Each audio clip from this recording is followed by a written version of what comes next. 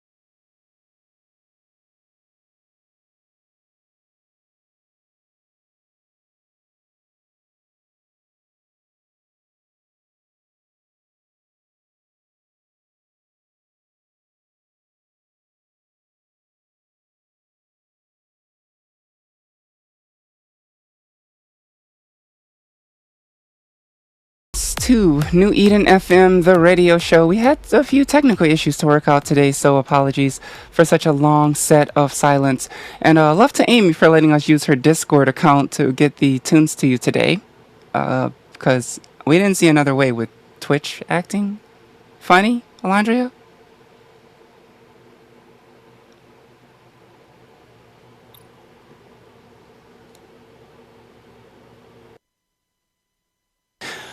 Either way, we have we have the news to keep you informed and the music to keep you smiling and happy, at least for another week, right? Maestro in the studio, Amy behind the decks, and pretending to be the world's most awesome music bot. And the master of disaster, we have Latara Tassador in the studio. What's going on, my friend? Not bad, not bad. Disaster, you make it sound like I enjoy getting blown up. I mean, everyone has a favorite pastime, right? I mean, yeah. Shoot me harder. Fucking bring it. Shoot me harder. Yeah, you know what? I don't know where this conversation is going right now. First it was plugging things into my little sister, and now it's like shoot me harder, dude. You're killing me today. Like, legitimately killing me. I wasn't gonna bring it up. I was. But I think a big shout out to Amy taking it like a champ. Oh my word! I apologize for my headset being muted there, but yeah, Twitch is having a problem with the Hydra bot, and Fredboat is having the same too. So if you're wondering why your music room ain't working, that's why. Yeah, I know, right? And so I guess today we're going to go ahead and move past this concept of plugging things into people, right? On today's show, New Eden News. Apparently, we're getting faction cruisers and a new addition to the Museum Arcana. Carriers. Faction carriers. Thank you very much. Holy cow! See, we already have faction cruisers. Faction carriers. Yes. I would like a Cinnable 2, please. I would actually like more faction cruisers, to be honest with you. But I also think that I need a beer right now because I'm still not totally awake. Has anyone figured it out yet? That or maybe I'm high because they were smoking quite heavily in the casino last night. Either way, yeah, faction carriers, and I don't know what they're doing with the Museum Arcana, but we'll have that for you in New Eden News, and of course the state of the war. Things continue to heat up between the Allied forces of New Eden and the Silent Federation. New Eden News. Welcome, my good friends, to New Eden News. And, what's on the agenda for today?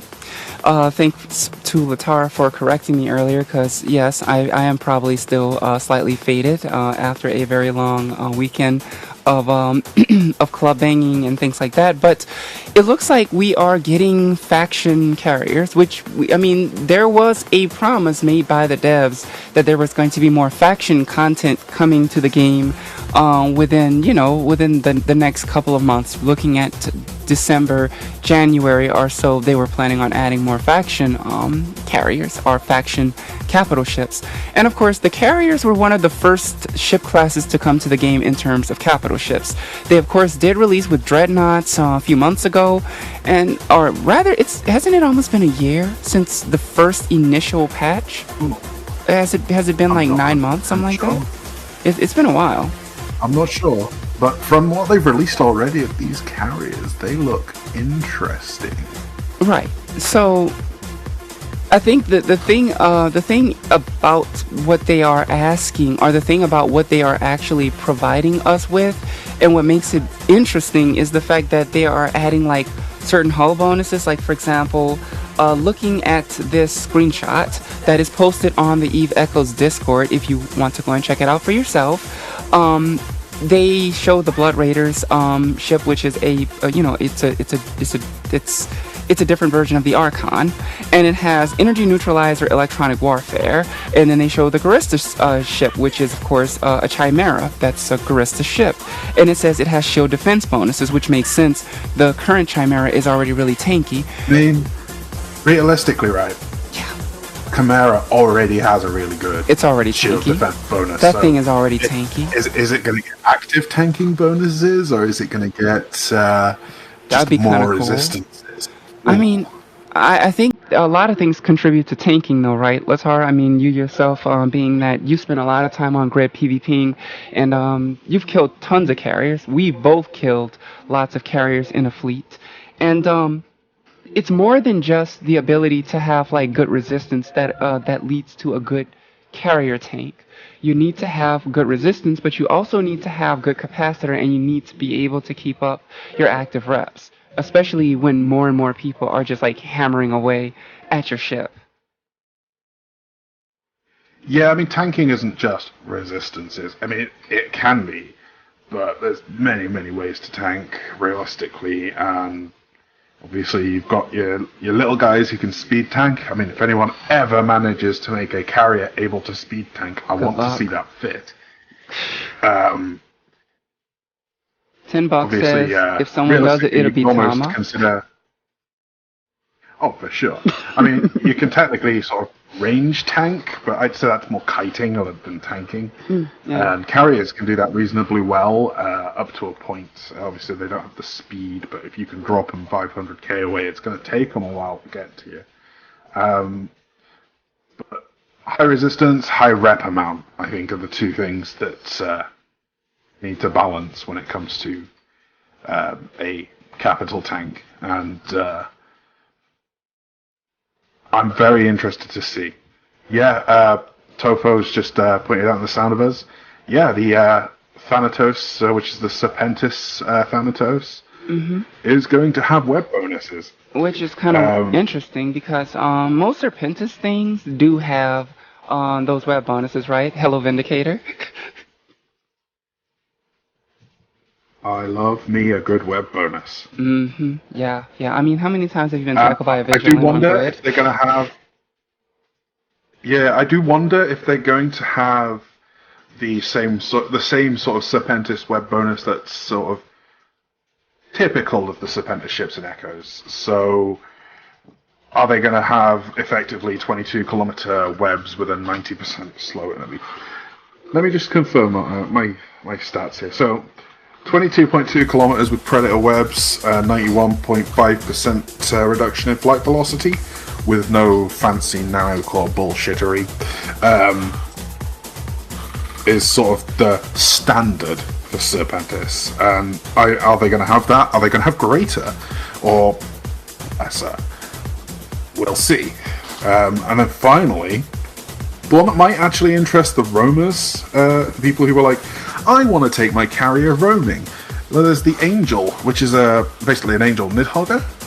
All it says on that picture is a maneuverability bonus. Yeah, that's kind of weird, So in my opinion. Are they? How maneuverable can you make a carrier? Are they going to be faster? Yeah, this is what I say. Are they going to be faster warping? Are they going to be faster on grid?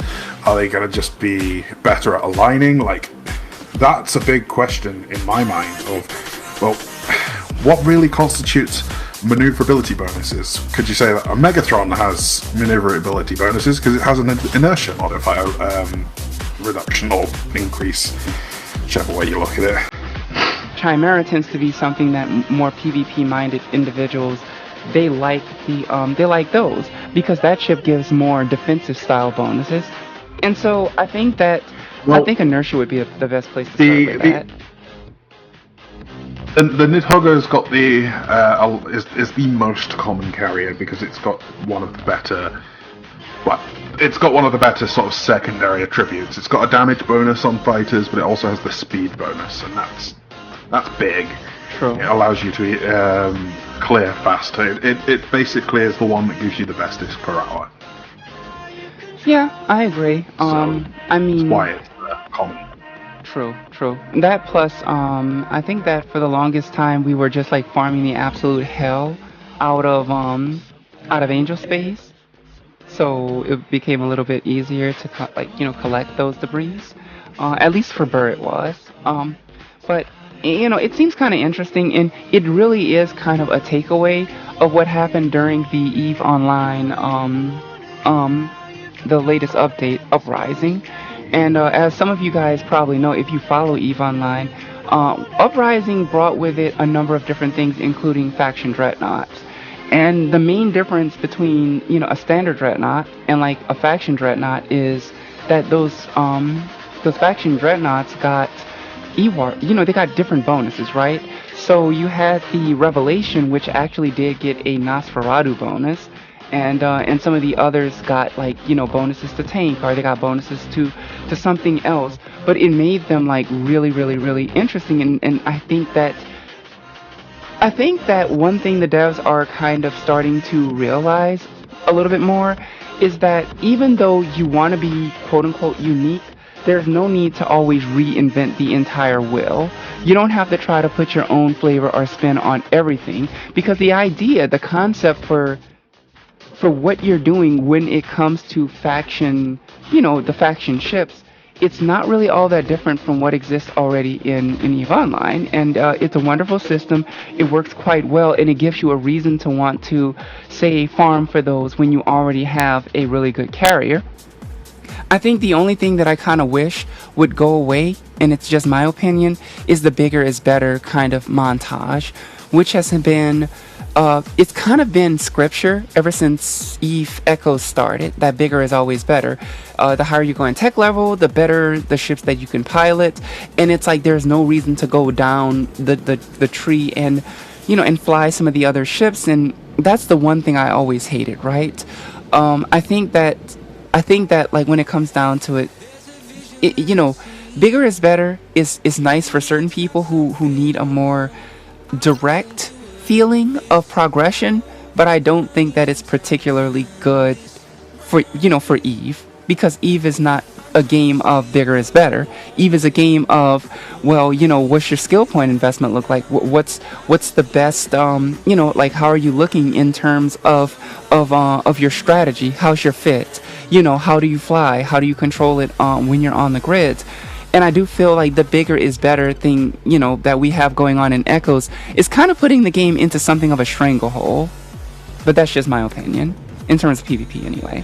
And they're saying that it's becoming more and more difficult to do solo PvP because the game seems to be more focused on saw battles and capital fleets and large, big ships. So it's the people who really like the small gang stuff or the solo stuff. They like to fly around in a frigate or a cruiser or a Yes, destroyer, absolutely. and they find somebody to kill. It's becoming increasingly hard because everybody's moving around in fleets and everything. I mean, when you Granted, think it's about it, wartime and everything, but it has an effect on people who aren't even actually involved in the war. well, yes, I mean, I completely agree with you, but you're talking about, I mean, it's not exactly like a bad strategy, right? If you know for a fact that when you go out there, if you're mining solo, you have a good chance of being able to be blown up by, by a frigate pilot. I mean, heck, I remember I was trying to do a bait one day in our south system, right? And it wasn't. It was like I was expecting to get back up, and I was trying to bait this bomber. I got killed by a pilot that was in. I got killed by a pilot, like I think a week old or 2 week old clone that was in a Tech 5 bomber. So it is completely possible for them to do that. But when you think about it, it's kind of like, because that kind of ganking became prevalent, people started to realize that fleeting up was the best way to guarantee their survivability. I don't think that it has everything to do with the war.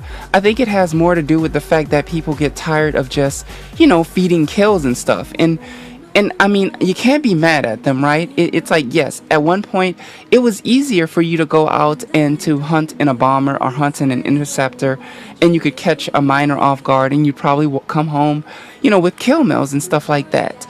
But I think it has more to do with players becoming more competent in how they're flying their ships and realizing that their safety in numbers than it has to do with the actual war going on.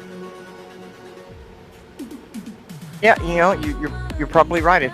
Well, then again, it might be a mixture of the two It because could be, yeah.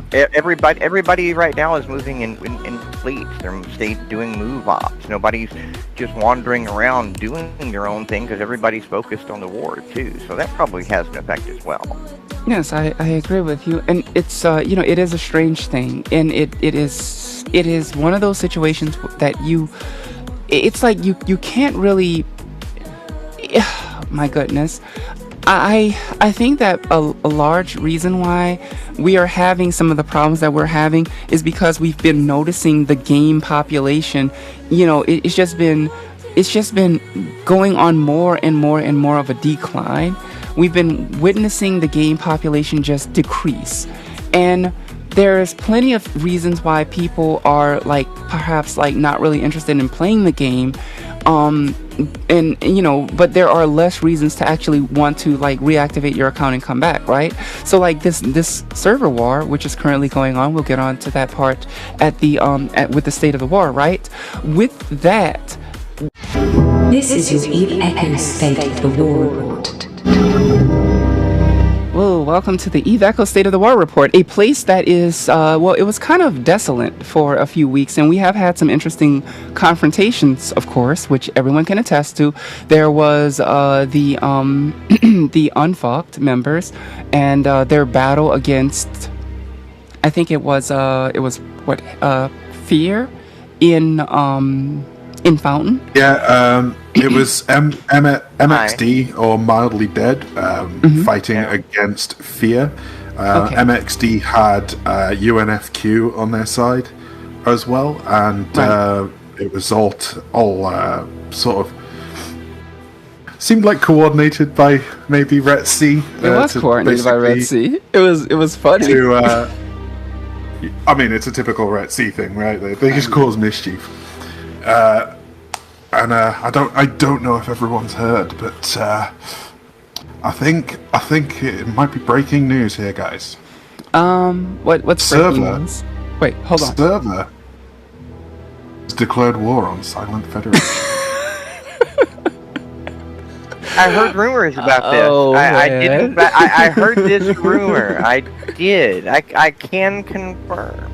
Yeah. So apparently that's what happened. Apparently the server got a little salty because they were tired of being kicked around or being bossed around or something like that by Silent Federation, and they have all come with their sharpened pitchforks and torches, and now they are attempting to dethrone the king of the hill, which is the Silent Federation. And so this operation was initially, for those of you guys that are living under a rock, maybe you don't know what's going on, it was initially spearheaded by No. No came together along with Burr, and they were going to fight this war, and that's what was going to happen, and it was pretty much already planned out that way, yada yada yada, blah blah blah. In New Eden right now, which that is silent right now, of course, and of course, as the coalition continued to grow, as everyone wanted a piece, everybody wanted a piece of Silent. And it grew, and people started to join, and TSC joined, and of course Santiago, who is basically of the Santiago Empire, came in, and of course and Boop came in, and Fear came in, and all of these different, far and wide, every legitimate organization, with the exception of a few like Myth and I think and Knights, who had actually just finished their own war. They all don't came forget, together. Avi hasn't picked a side either. And Pravi, well, Pravi doesn't pick sides at all, right? Pravi is Pravi. But the point is, all of these organizations came together under with one thing in mind: to break apart the Silent Federation and to make sure that they never build something so big and scary ever again, right? And the plot thickens. The interesting thing is that whenever No went into this war, they said that after the war they were going to dissolve. Right. Now, here's the thing: they dissolved before the war. So would this actually be a premature dissolution? Who knows? I don't know. But what I do know is that the end result is that they managed to essentially goad the entire universe into a fight against Silent. And I gotta say, I gotta be completely honest with you guys, I am rather impressed with how things have been going as far as this war. And when I say that, I mean in terms of Silent, right?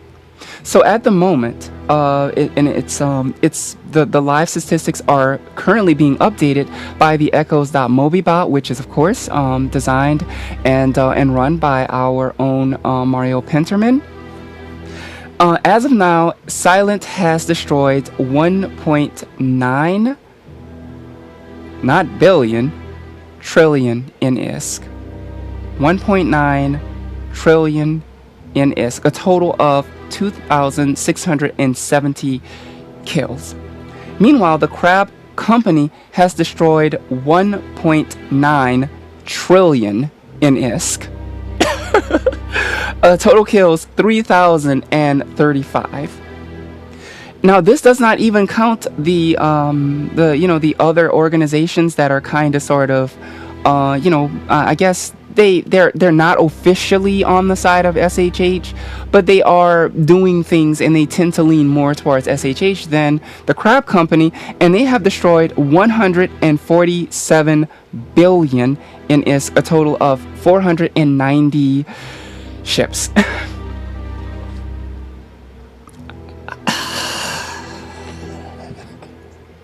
And don't forget the Chunks Coalition, which is that's Red Sea, Honk, and X. Those are the people that I'm talking about. 647 billion ISK in kills.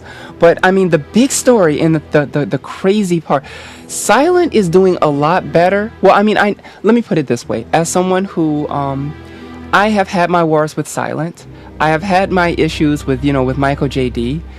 Since then, I have kind of, chilled out about personal grudges and stuff like that. And in fact, both Beck and Michael JD DM'd me after the fight that we had on Thursday. It was kind of a Valhalla fight. I'm not gonna lie to you.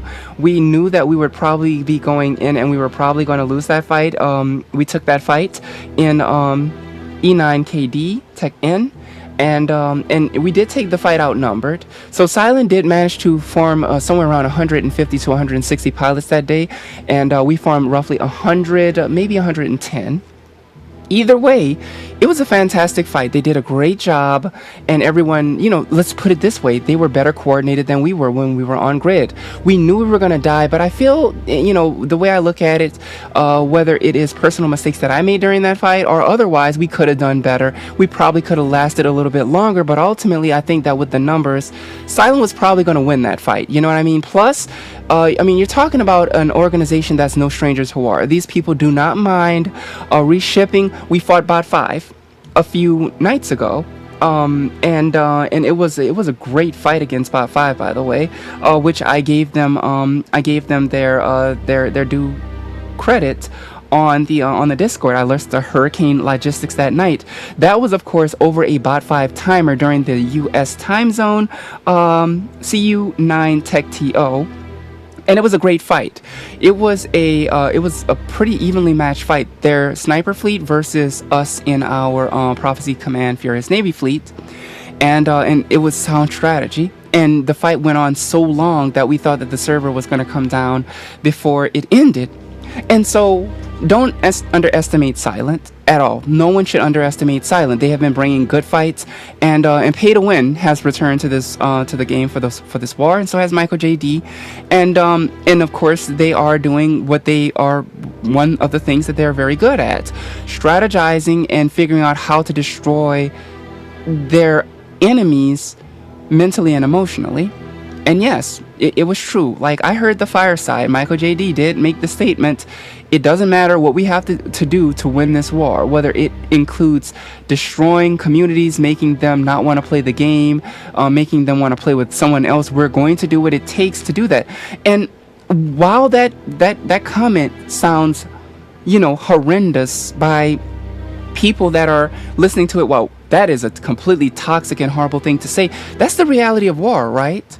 I mean, that's the reality of how war is conducted. It's the same way in real life. It's definitely that's one of the things that's come across from the fact that they've played EO, right? Like, Yeah. that is how people win wars in EO. Absolutely. Absolutely. And no, please continue, Latara. Definitely had a little bit more of a softer attitude in Echoes, like trying to go to war but still preserving people's communities. Yes. And I think in some situations that's a good option. I mean, if you look at the No and Burr versus Void war, we did everything we could to make sure we weren't going to cause Void to self-destruct. Obviously, we can't guarantee that when we go to war. No, we can't. And there were people who wanted to be Void during. You remember, we had to shoot them to make them go home. Oh yeah, but then we also made sure we were only going after Corp Citadels that were T2, T3. We weren't going after people's posses. We were still hunting anyone and everyone, but we were doing our best to sort of minimize the impact on the individual pilot. Basically just hitting citadels and leaving. Like, if you're at war, you're at war. Yes, I agree, and that's the thing. It's like I listened to what Michael J.D. said, and even though I know, like, when you think about it from the Eve Echo standpoint, as you pointed out, Latara, it sounds like a heinous thing to say, right? It sounds absolutely heinous because in Eve Echoes, we've always believed that, well, we should try to preserve communities, we should try to keep people playing the game because for the sake of the game, and we don't really have the population growth of Eve Echo or Eve Online and yada yada yada. But what they are saying is not really far off from the mentality that comes from EO, because in EO, if when they went after Goonswarm Federation, I think last year, the goal was to utterly destroy Goonswarm. It was to destroy them, completely destroy them. And the reason why they didn't succeed in destroying them is because the Goonswarm community has been together for how long? They were playing games together long before EVE Online. So that their relationship spans almost 20 years at this point. And actually, it's over 20 years for them, starting with Something Awful and into other games. And now they are still playing the game in EVE, and they have one of the oldest alliances in history. So they stood together. Goons entered the game in 2004? Something like that. It was either 2004 or 2005. They are an early. They weren't there when the servers first opened, but they are one of the oldest entities in the game at this point. Well, I mean, they're part of the group that took down Bob, right? Band of Brothers, yes, I think that they are.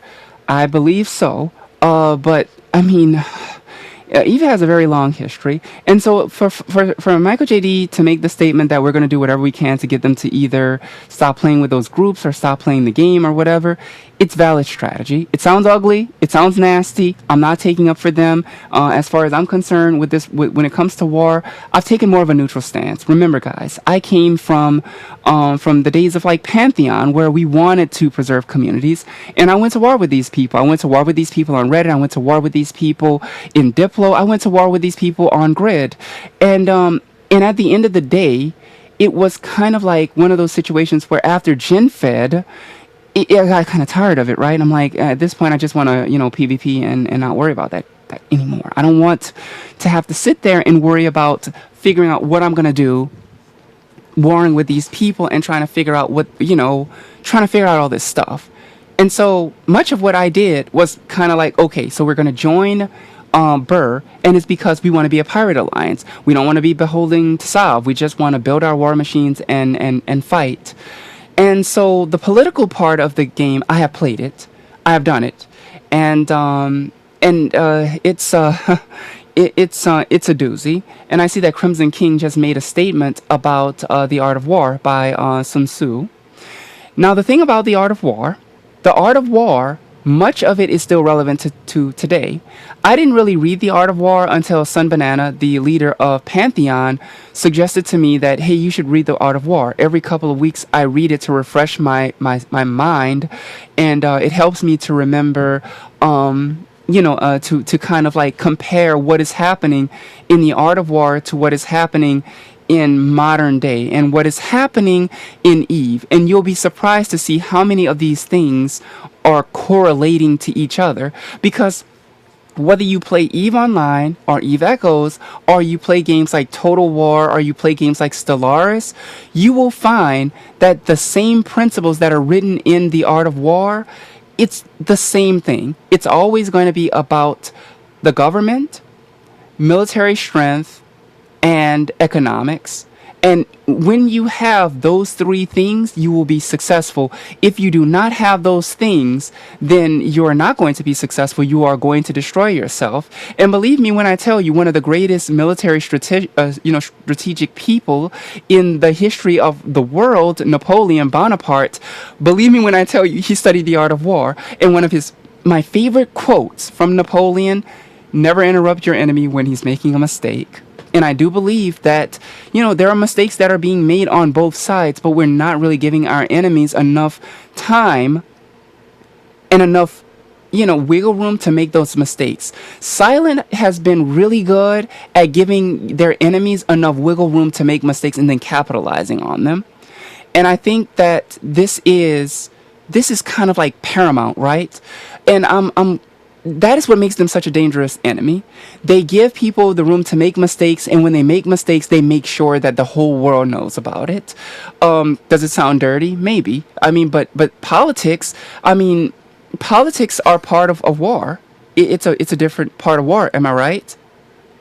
Oh, for sure. And for one thing, you can't argue with Silent's propaganda game. They've got 3 of the biggest posters on Reddit in Silent Alliance, all yelling the message they want heard by the game at large. I'm not sure how many people are taking it as writ, but you've got to give it up to guys like Bradrick, Tommy Truck, MJD himself. Like, they definitely know how to push a message. Is it being listened to? Maybe. It worked wonderfully for Adolf Hitler during the days of the Nazi regime. He was such a talented orator, and people wonder how, for what he did, how he was able to rally, millions of people to follow him. But you have to remember, this man was a brilliant orator. He was brilliant when it came to politics, and he surrounded himself with people that were really good with the politics, right? In fact, the name escapes me at the moment, but when he took his own life as Berlin was being sieged by the Soviet Union, his lead in politics is the person who took over where he was, not necessarily as the Führer, but as the head of state of Germany during, I think, 1943 or 1944. It's important to look at history. I think it's definitely important here, though, Kenzie. We are not calling anyone within Silent. No, of course not. But what I am saying in the previous statement that I just made, I made a statement where I am comparing modern war to all of the legends of war. Whether you are talking about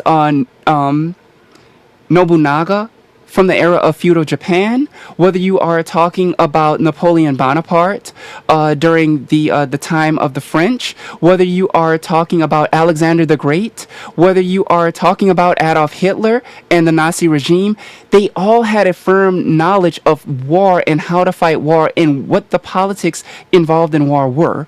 And so that is the point that I'm trying to make, right? I think that should be made very clear, because I know that some people will get the wrong message. But there's a certain That's what I wanted to clarify Right. on Yeah, on the of record. course. It's So some people will following, get the not wrong. silent. Yeah. Well, Enough. actually, dude, I think that silent is Rome, but you have to remember Caesar. Before he lost his mind, he was brilliant, right? And SHH does have their own Caesar. His name is Pay to Win. Yeah, they actually do, and he They have a Caesar. if you listen to the way that he talks to his people, he has a charisma with them about him. So Yeah. he does lead his people. Yeah. You cannot say Yeah. that he does not lead them. I would actually love to have that man on the show one week, even if we have to do it during U.S. prime time. I might reach out to him. He might give me the finger and say, screw it, I don't have time. Or he might say, nah, sure, I'll come on and I'll talk to you a little bit about Silent and about, about how they feel about it. And it's not the idea. Obviously, I'm a burr pilot, right? But this show is considered to be more of a neutral playing ground. And I wanted to actually hear from either MJD or Mattarella or Pay to Win or Zen. I would love to hear their thoughts on some of these things, the art of war, and and how they've conducted wars in the past, and a little bit of their opinion right now, as I would love to hear the opinions of some of our leadership figures in the alliance. For example, Stony Sluts, who has adopted something of a very important role in the leadership decisions in the Allied coalition. Of course, Meliodas, whom we all know and love, and we have plenty of other people like Spymaster, who are doing these things, and they have very valid inputs and very valid ideas themselves. And so I think that hearing both sides of the story is important, but this is war. And when you are fighting a war, it's important to understand war and how it's conducted. I myself have studied war a lot. You know what I mean? I am personally a fan of historic wars. Everything from the age of the Han Empire and the dynasty, what happened back during those points in times when everyone was trying to unite the land and they always wanted to do things their way. How brilliant Cao was during those days. I was a fan of checking out what happened during the era of feudal Japan. I was a fan of finding out what happened during the days of the golden age of the pirates, and what England was doing to combat piracy, because that was one of the first types of what you'd call, I guess, terrorism, you might consider. The Vikings and how they would terrorize and how they would do things. All of these things are various different aspects of the art of war. And so you can draw history from everything that happened.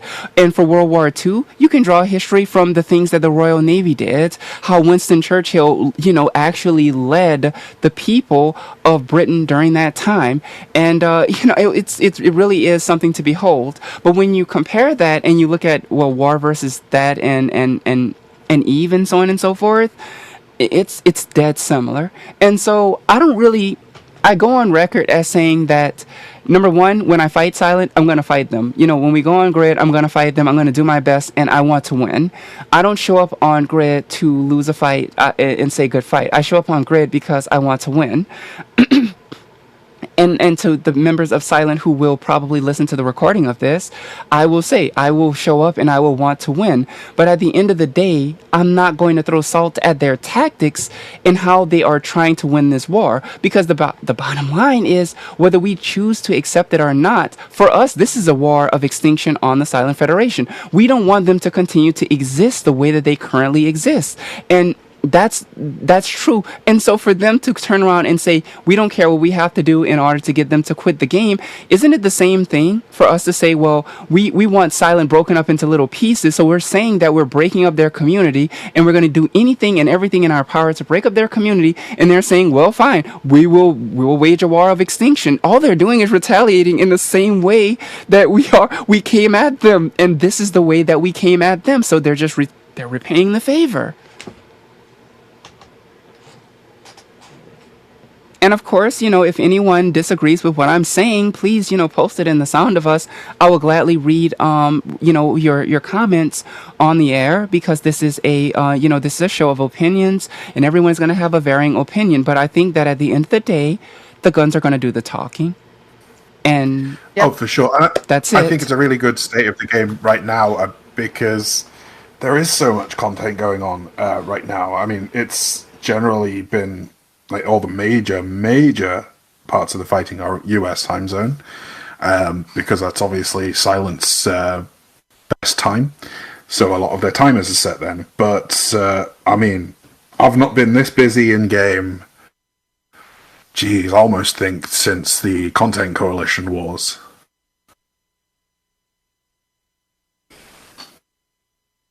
I mean, that's good. Yeah.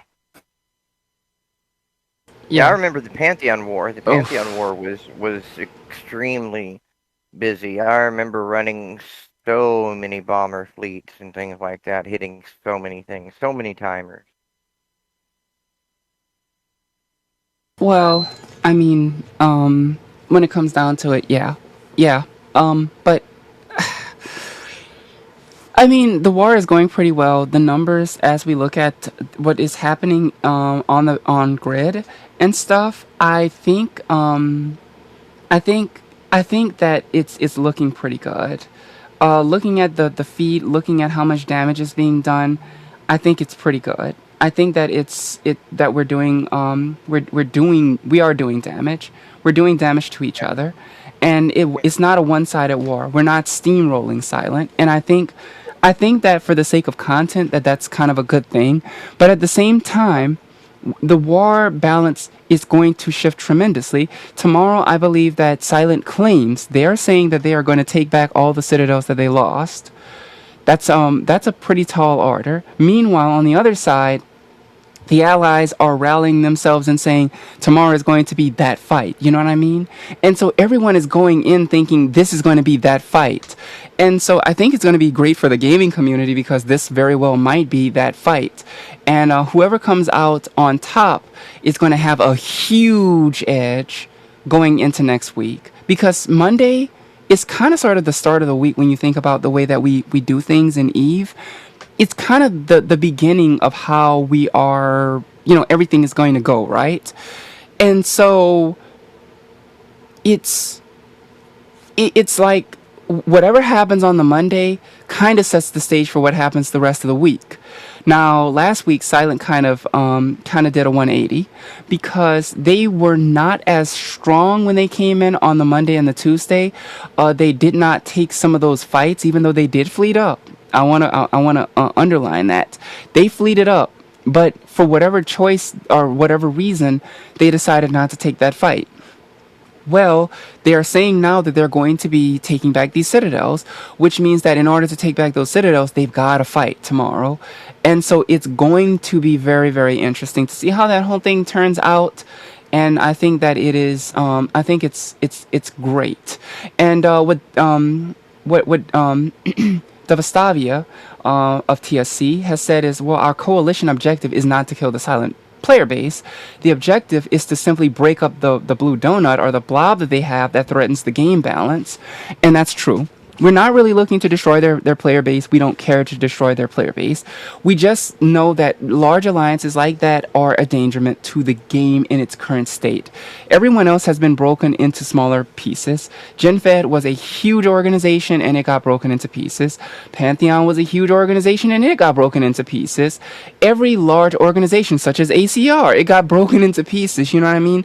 And Silent is the last huge organization that's comprised of, if I'm not mistaken, 19 alliances comprise Silence as of today?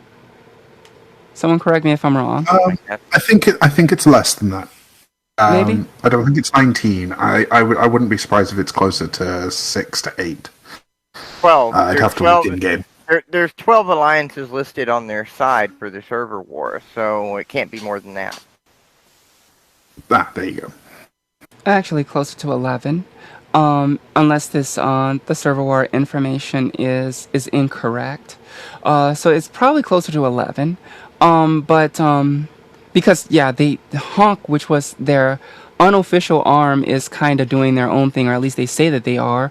Along with Red Sea and along with X, runs corporation, and so if you were to just pretty much just like blob them and put them into the same thing, then that's still only 14, right? I'm not going to hate on them for calling their allies for support on this one, but what is compelling is seeing Pew pilots dropping capitals on Boop citadels, which did happen yesterday. Nice. Yeah. Yeah, I mean, Boop's been under fire at home from Retsi. I have spoken to one of Retsi's leadership, and he's just confirmed that it's just a continuation of the fights between Retsi and Boop, not Retsi coming in on the side of Silent. So, I mean, it's politics. Spin, spin, spin. Everyone can spin. It's fine. Whatever spin you want to you want to make it, it's fine. There are politics on both sides. And to be honest, I don't even care why they're in the war. I don't care why they're fighting. I only care that they are in fact fighting. Past, so I will take his word that Silent and Retsi are neutral. It just so happens that Retsi. I mean, when it comes down to it, it's just it is what it is, right? I mean, the thing is, Red Sea, X, and of course Honk.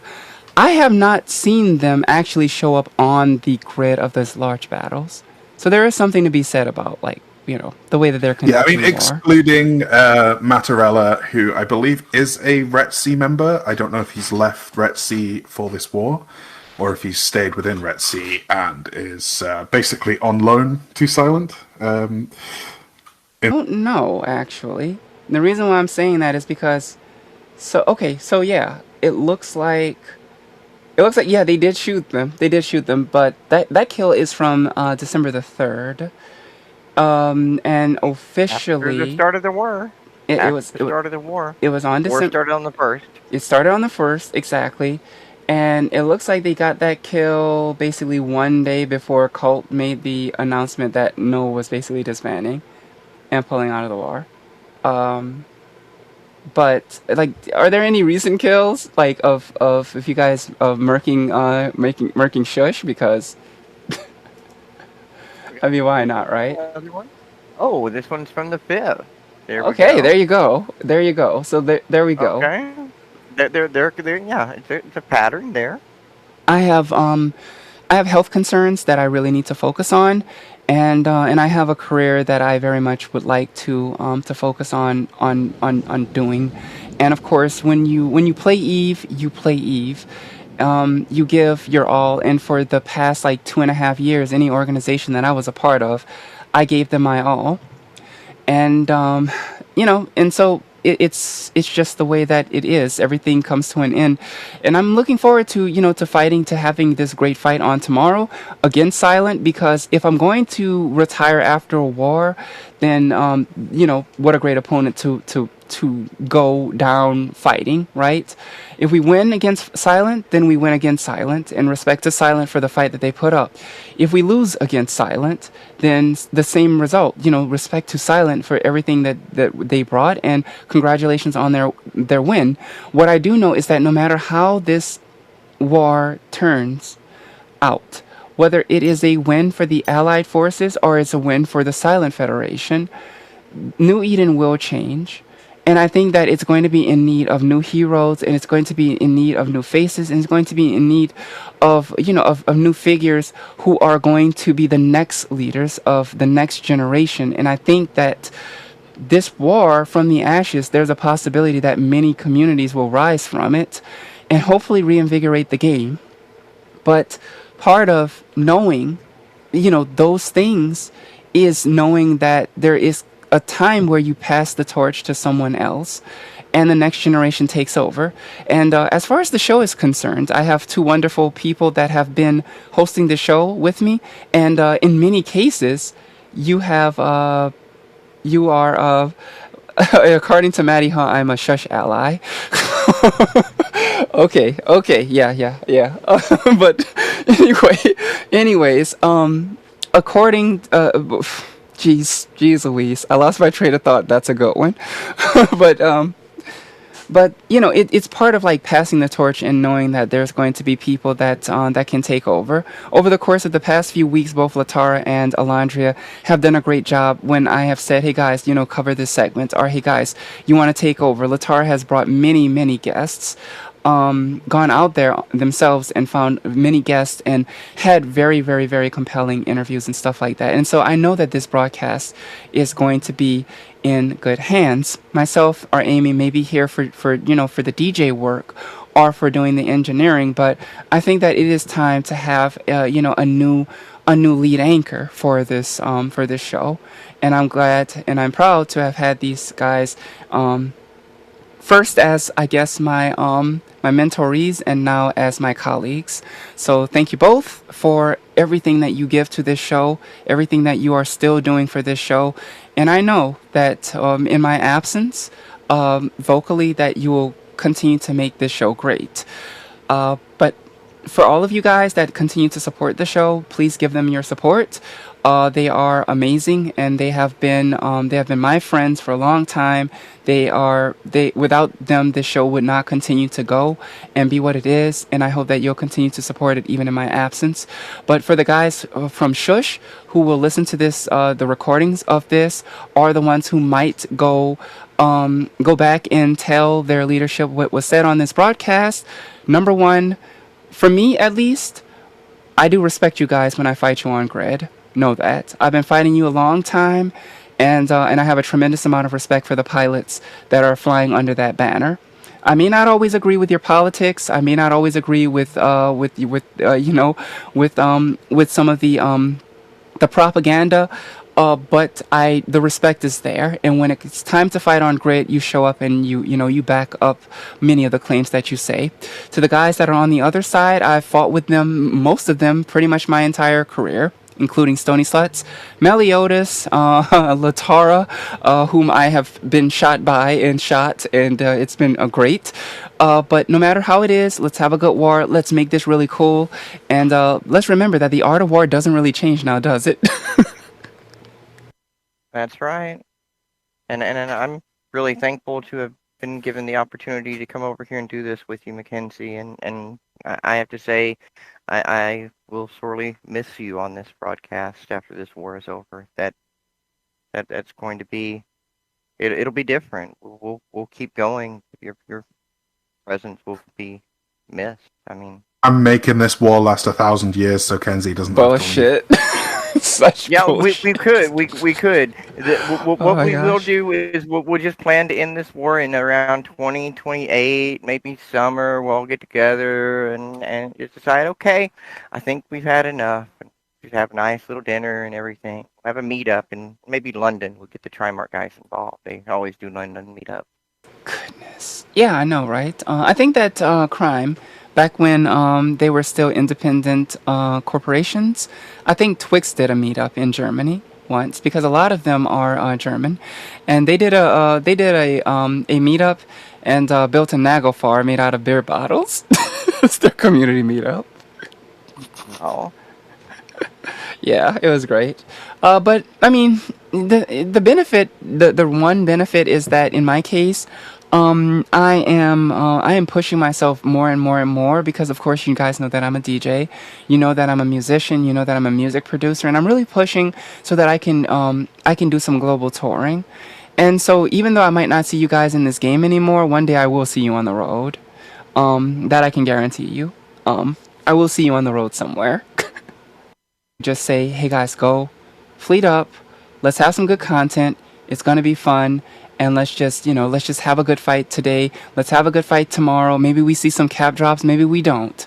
But at the end of the day, we're here and New Eden FM to continue to bring you the news, and we try to bring it to you right down the middle, right? The allies are doing a great job, and so is Silent, and so we'll see how that whole thing goes, and hopefully I will send Michael JD a DM later on, and see if we do a US episode, if he's willing to come on, if maybe Pay might be willing to come on and talk a little bit about Silent and stuff like that. As we don't hear from members of those communities. And then after that, I will reach out to maybe Stony and see if we can get them to come on. Maybe get more members of TSC. I know that Shallow Core is a fantastic FC from Void, and it would be great to hear from him. So I am going to reach out to these people personally and ask them to come in and to talk a little bit about how they feel about this war and about and about those things, so that we hear from both sides, and no one feels like, oh well, it's the whole thing is just for for Burr or for the allied forces. No, it's for everyone, including SHH. Week's episode of New Eden FM, and I want to thank you guys for tuning in. We will be seeing you next week. The time is going to be decided. I'm going to see if any of our guests need a specific time, or maybe they want a specific time to come on and maybe do an interview or whatever.